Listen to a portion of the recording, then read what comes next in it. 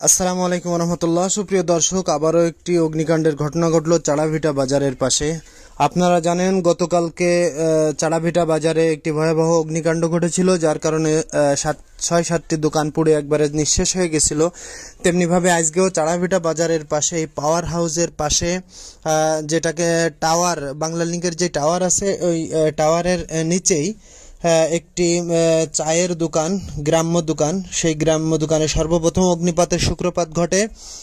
আর তারই রেশ ধরে পার্শ্ববর্তী থাকা যেই পাশে একটি কোচিং সেন্টার এবং একটি ডিসপেন্সারি ছিল ঔষধের, হোমিওপ্যাথি ঔষধের, সেই ডিসপেন্সারি, তিনটি দোকান আসলে পুড়ে একবারে ভস্মিত হয়ে যায়।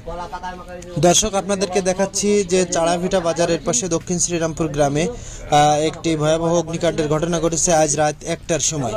আপনারা দেখতে পাচ্ছেন যে চার দোকানটি পুড়েছে। এই যে পাশে এখানে একটি কোচিং সেন্টার ছিল, যে চায়ের দোকান থেকে ওই আগুনের সূত্রপাতটা এই কোচিং সেন্টারে এসে লাগে এবং ওই দেখেন, আপনাদেরকে দেখাচ্ছি যে পুড়ে কি অবস্থা হয়ে গিয়েছে।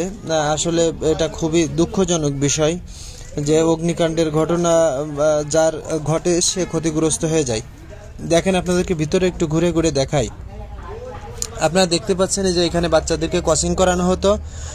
এটা কোচিং সেন্টার, যেখানে বাচ্চাদের এই যে বই খাতাও এখানে রয়েছে। এই যে বই খাতা আছে, টেবিল আছে, এখানে বাচ্চারা কোচিং করে।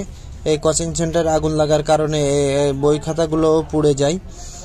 আপনারা দেখছেন আসলে অনেক ক্ষতিগ্রস্ত হয়েছে। এই যে এখানে বৈদ্যুতিক যেই মেন সুইচ ছিল, কাট আউট ছিল, এই সুইচ বোর্ড ছিল, সবগুলো পুড়ে একবারে ভূষিত হয়ে গেছে।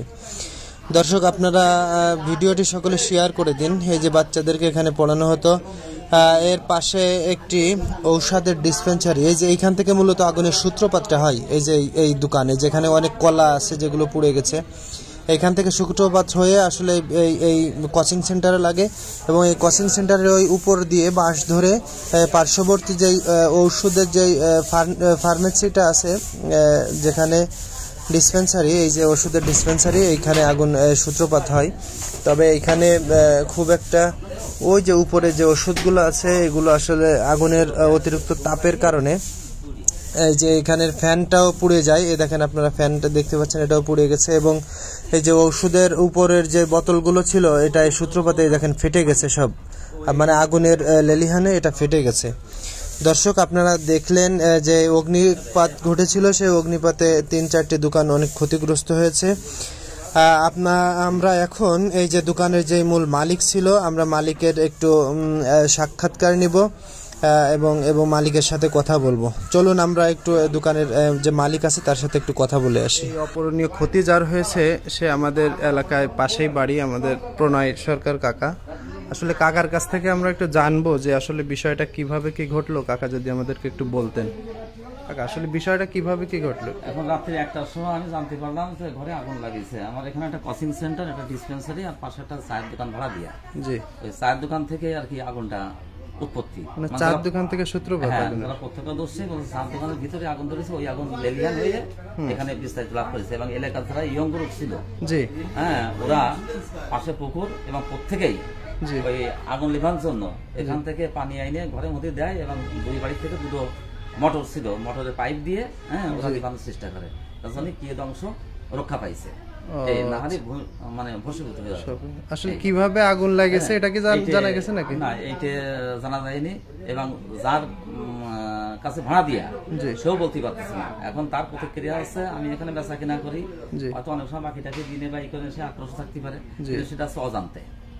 ওইভাবে তো বলা যাবে না যে কিরা কি করিস, ওইভাবে বলা যাবে না। হ্যাঁ, কারোর দোষ দেওয়া যাবে না। আপনারা দেখলেন যে আসলে ভয়ঙ্কর এই অগ্নিকাণ্ডের ঘটনাটি ঘটেছে। আসলে সূত্রপাত হয়েছে এই দোকান থেকে। এটা একটি চায়ের দোকান, যেখানে অনেক চা, কলা, রুটি এবং এই জুস টুস এগুলো বিক্রি করা হয়। গ্রাম্য দোকান সেহেতু এখানে চা টা এগুলো বিক্রি করা হয়। তো এই দোকান থেকে আগুনের সূত্রপাত হয়েছে। আমরা এই দোকানের মালিকের থেকে জানতে পারলাম যে আসলে তিনি ধারণা করছেন যে বিদ্যুৎ থেকে অগ্নিকাণ্ডটি ঘটেনি, বরং হয়তোবা তারপরে কোনো সে বলতে চাচ্ছে যে তার কাছে বাকি চাইতো, অনেকেই হয়তো দেয়নি, সেই আক্রোশ থেকেও অগ্নিকাণ্ডের ঘটনাটা ঘটতে পারে।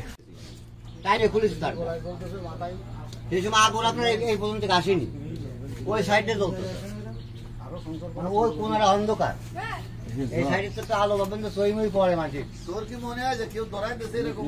আগুন ধরাই দিয়েছে ভাই, আমি ওই সিগারেট বুড়ি ভাই দিলি আমার বিশ্বাস আছে তোর এই দোকানে আগুন ধরাই ভাই, আমি 3 প্যাকেট সিগারেট আনতে ভাই